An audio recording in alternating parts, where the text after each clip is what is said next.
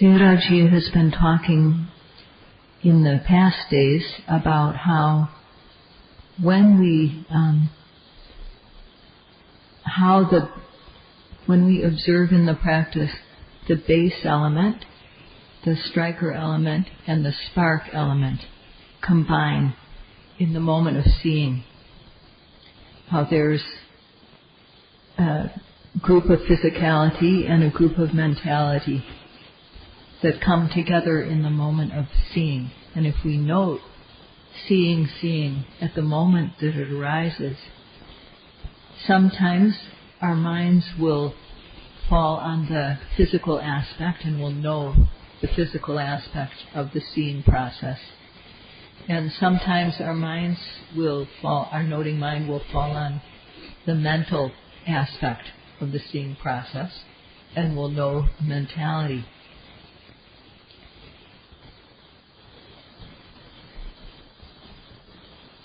And although our mind falls on only one part of this combined group, because they are combined, when we know one, we also know the others. And this word dhatu, element, we talked about the base element, the striker element, the spark element. So in Pali the word is dhatu, and this means that something that has its own nature, it bears its own nature, it has true nature, it has an individual nature or characteristic. And when we observe with the Satipatthana practice so as to know, then we see the rupa and nama and we know their true reality. Before the practice, before we're able to see the elements of physicality and mentality, base, striker, and spark, when we looked at our experience, we would see it in terms of a person, that there's a living self, a man or a woman, a self that is controlled by a supreme being, a creator being. And this supreme being gave us life, and if we breathe, it's because the supreme being is telling us to. The Parama Atta tells us to do so. And when we die, it's because the Parama Atta, the supreme being, orders it. And this is how it appears to us, because we don't know the truth, and we believe that appearance. But it isn't true. So Sayadaw mentioned, if we speak just from thought but don't really know, true nature is unclear and doubt appears. So before the practice, we had a perception, and believe this perception, but because it's not based on knowledge, it's not a true faith that existed prior. It's just something created by our thoughts. We don't really know. So if we speak just from thoughts but don't really know, the true nature is unclear. Our mental attitude, our mentality is not pure at that time, and therefore doubts entered. True nature is unclear, and therefore doubts appear. But now that with the practice of Satipatthana, we're observing the arising object with full mental energy, we gain knowledge. We see with our very own eyes, and this is called Attapacchata. And what we see with our very own eyes in the practice cannot be denied. And so, Sayadaw mentioned further, when we say what we see and really know, true nature is clear and faith appears. So in undertaking the practice, first we studied to learn the practice, and we understood the benefits of it and had the desire to gain the benefits. We put it into practice. We make effort in the practice, and then we come to know how things really are. and this is atapachaka. So this is what we see and really know. And when we see and really know with atapachaka, then true nature is clear. Our mental energies are full and we see the object clearly. So when true nature is clear, faith appears. We believe what we see because we see it with our very eyes and we are seeing true nature. This type of faith, and we had initial faith in order to get to the practice, but this type of faith is advanced faith because it's faith that develops through the practice. When we talk about faith or belief or trust, only when there's a practical, when there's a true path that we follow and gain knowledge practically, only then do we have true faith. And when we develop knowledge in the practice, we realize it's true, and we come to say this to ourselves, it's true. We come to acceptance about what we previously only heard about. So this faith, deciding based on what is really true. This faith is a quality which is decisive. It decides about a true thing. So in order for there to be faith, there has to be knowledge that is developed concerning the true Dhamma, knowledge that is developed in stages. And we need to see that it's really true in order to have faith. When we see the true Dhamma, then we reach a decision about it. So initially, faith comes from waking it up. First, we have to wake up our faith.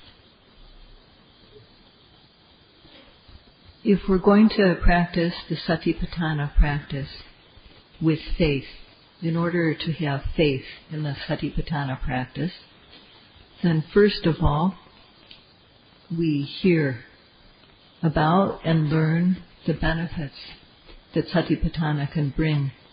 This is called Suttamaya Jnana, this knowledge that comes from hearing or learning. And also we can reflect on this. So the first benefit that the practice brings is purity of mind. The Buddha declared that this path of practice, is the one and only way for beings to purify their minds. There's not two ways. There's just this one way. And this way is the way of the four foundations of mindfulness. To observe the physicality that arises, that's Kayanupassana Satipatthana. To observe the arising feeling, to observe the arising mind, to observe the arising general objects, every single time they arise with the practice of Satipatthana. So these four are the four foundations of mindfulness, and this is the path to purity of mind. The path is to observe every arising object with the practice. So if we don't practice, then we'll have pride, thinking, I'm very old, I'm this, I'm that, and we'll have tanha, craving, wanting, and we'll have wrong view. Not knowing the Four Noble Truths, we'll believe in a creator being, and these three, mana, tanha, and ditthi, pride, craving, and false, wrong view. These arise and they continue to expand. And if we go as they want, they will take over our lives. These are mental impurities. And from simple mental impurity, they can go to extreme, so that there's extreme pride and extreme greed, not being satisfied until we get what we want, and extreme sense of self, wanting for oneself. So with these three papancha dhammas, with these three expansionist dhammas, there is no end to them. They simply increase. So there's no end to pride, no end to greed, and no end to wrong view without practice. The Buddha gave a guarantee.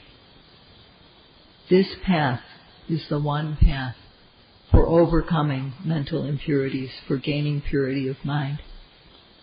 And all we need to do is, when within the field of observation of kaya, vedana, kaya physicality, vedana feeling, citta mind, and dhamma general objects, within the larger field of observation, we simply need to observe the ever-arising object. So the path is very simple. If we know the benefit that it brings to a small extent, then our faith will waken a little bit. And if we know a moderate amount about the benefits of practice, then our faith will awaken up to a moderate extent. And if we know a lot about the benefits, then we'll really have a lot of faith. Only if our faith is awake will what we do be meaningful.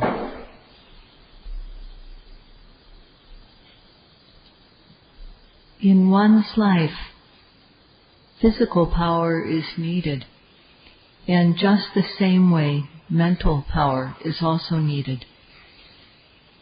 If our physical power, our physical energy is low, we won't be able to move around well. And similarly, if our mental power is low, our mind won't work well. Our mind won't be able to move well. What are the energies that we need? One is the power of faith. So to have good faith, to have the power of faith, first of all, one has to waken it. So to waken faith, we listen to the Dhamma, discuss it, talk about it, read suitable books. And when we know the benefits it can bring, then faith arises. So we know that the results, the good results that can come from it, so desire arises to gain the benefits. And through that, we come to practice. And every day in the Dhamma talks, for an hour, we listen to the Dhamma, and to waken faith, Sayadaw has talked about the qualities, the special qualities of the Dhamma. So this practice can bring us purity of mind. To what extent can our minds become pure? Our minds can become pure all the way until arahantship, complete freedom from kilesas. And the Buddha who pointed out the way had Sabbanyutta Jnana. He had knowledge of all things, omniscient knowledge. And this path that he pointed out is a practical path. So if we listen carefully to the talks and to the Dhamma's virtues, then we'll know that this practice doesn't give just a small benefit. It really gives a great benefit. And knowing this, our desire will be strong to purify our minds. And through that desire, one has faith that we can get the results through the practice, and the desire arises to purify one's mind, and then one takes the step. One has the courage to give up one's present situation to undertake the practice. So one is able to take the courageous step of coming to practice. So to listen, to awaken faith, as Sayadaw said, we listen to the Dhamma and discuss it and read it. So the next question is, what do we do with the faith that has been awakened? Like with a sleeping person, if we wake someone up, but then we don't give them anything to do, they'll just go back to bed to sleep. So we have to give our faith something to do. And that is, we have to practice. So to increase faith, we have to practice. And applying the practice, our minds become clean, and we observe what is to be observed. We observe the arising mind and body. We come to see physicality and mentality. And at this stage, our faith increases. When we come to know cause and effect, that these mentality and physicality are related by cause and effect, things arise due to causes, not without cause, and that relevant causes lead to relevant effects, then our doubts are removed about how things arise, and our faith increases again.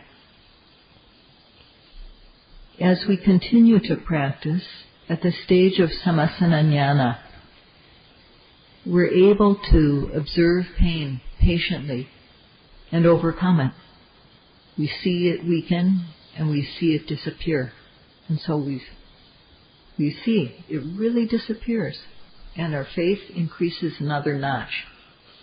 And one's desire to gain benefits also increases, and one's courage increases in the practice as we continue. And when we reach the stage of Uddiyabhya Jnana, our knowledge is very clear, and there's joyous interest and happiness, really a lot. And at that time, we have decisive faith. We know that we're on the right path, so our faith increases and becomes very decisive. We see that in this practice, we've followed the right path, and we can see this because of the benefits that we've gotten. So to increase our faith, we need to practice. And as we practice, our faith is not the only thing that carries us. It gains a companion as we develop knowledge. So faith and knowledge go together. When we practice, making effort to observe the arising object with aim, starting with the rising and falling, whatever object arises, we make effort to note it with aiming, and the mindfulness becomes sustained. And the mind falls collectedly on the object. At this point, there's no movement due to lobha, no movement due to dosa. One sees the true nature, and there's no movement due to defilement. So the mind becomes clean. With mindfulness, the mind is protected from the kilesas. When the mind falls collectedly on the object, there's no room for it to go to sense pleasures. And so this is purity of mind.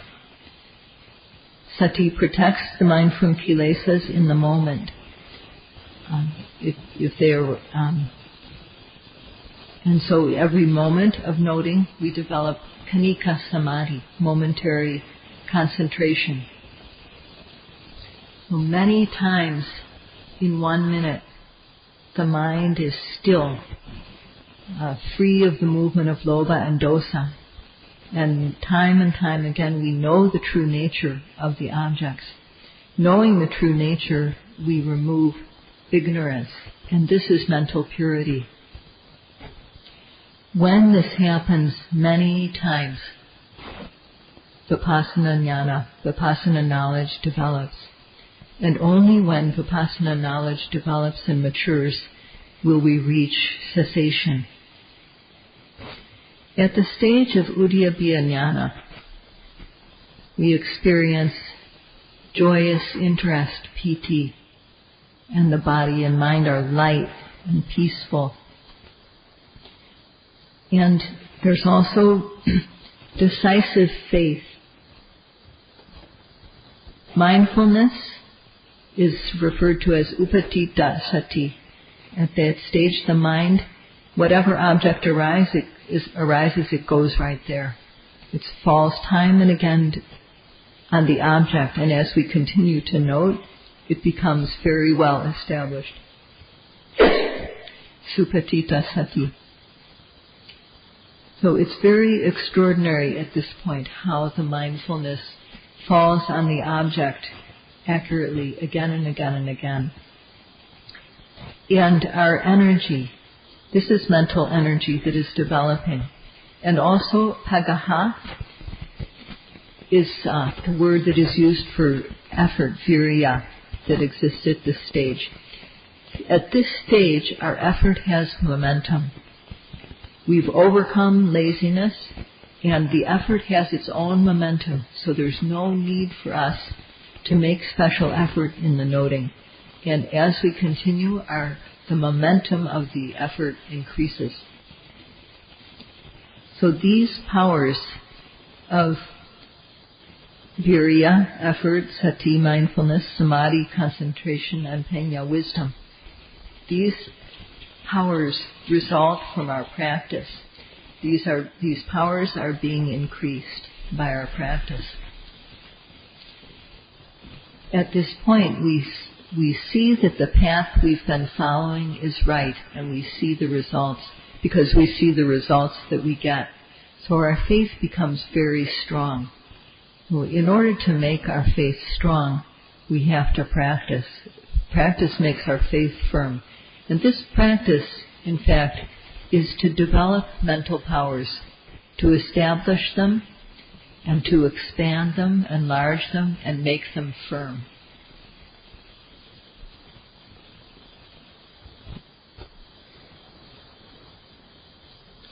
When we have faith that is clear and firm,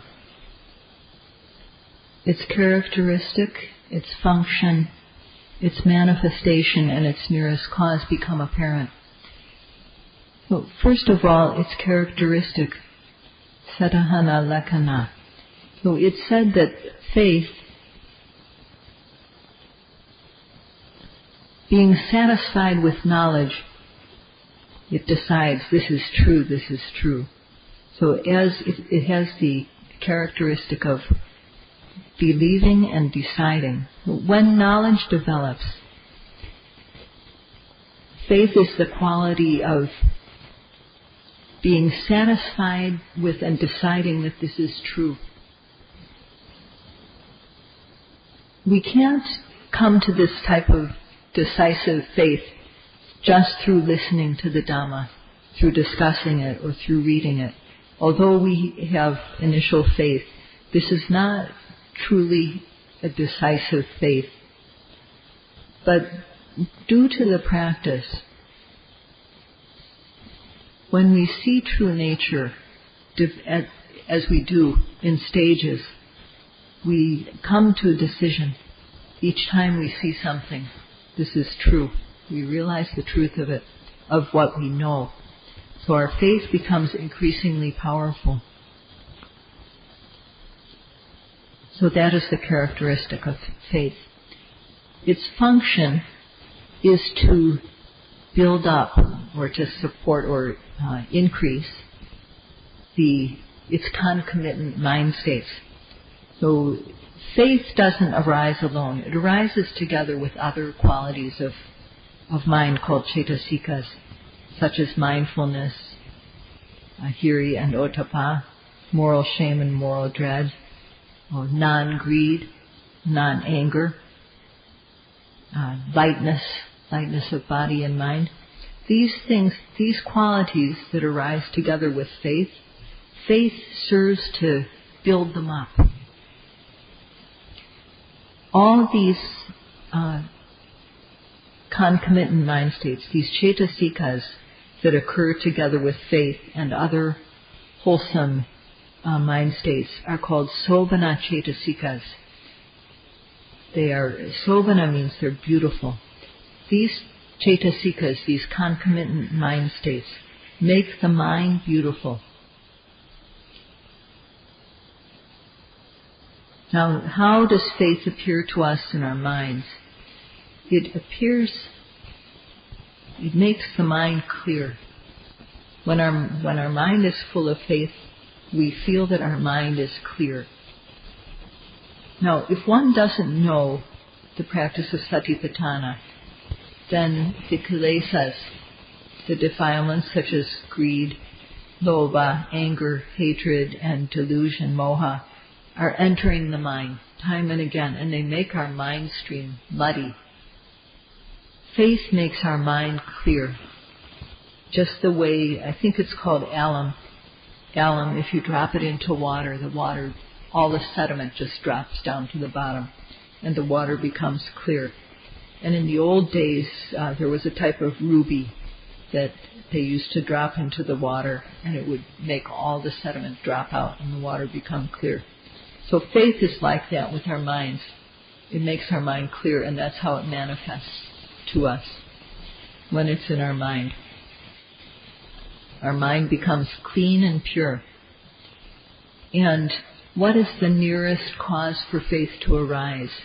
The nearest cause for it to arise is an object of faith, something that is worthy of faith.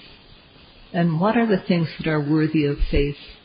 The Buddha, who pointed out the path, the Dhamma, the correct path of practice, the Sangha, those who have practiced and realized enlightenment, and Kamma results. So due to these, when we practice, we see that results arise due to the practice, and our faith automatically increases because of this. One can't not believe seeing the results of practice. So for us as yogis, the virtues of the Dhamma are the nearest cause for faith to arise. First of all, the correct method, then systematic practice, and then realizing consistent results that are consistent with the practice. So at present we've listened to the method. We've learned the method of practice which can make the mind pure, this reliable method. And learning the benefits of satipatthana practice, faith is awakened. And as we develop knowledge, putting this practice into practice, our faith increases and becomes strong. It becomes stronger and stronger. Finally, when we realize Nibbana, at that point our faith becomes truly firm. Until that point, before we reach Nibbana, faith is quite strong at the stage of Uddiyabbiya Jnana. If one doesn't study to learn the method, or if one learns the method but doesn't put it into practice, or if one practices but not systematically, or if one practices systematically but not until the end, then there's no guarantee that we will keep our faith. We won't have firm faith necessarily if we don't practice until realization of Nibbana. So if that happens, then what can arise is muda pasana, which is belief in something that's worthless. We won't, knowing what is true. We can't have decisive faith. So unless we continue the practice systematically and continue the practice, there's the potential that we can turn to believe in something that will be of no benefit to us, that will be worthless. So in order to prevent this, we need to develop knowledge. And Sayadawji urges all the yogis, in the days that remain, proceed with faith and desire to gain the results of the practice. Apply yourselves to the practice and work to gain the benefits to the greatest extent possible. That's all for today.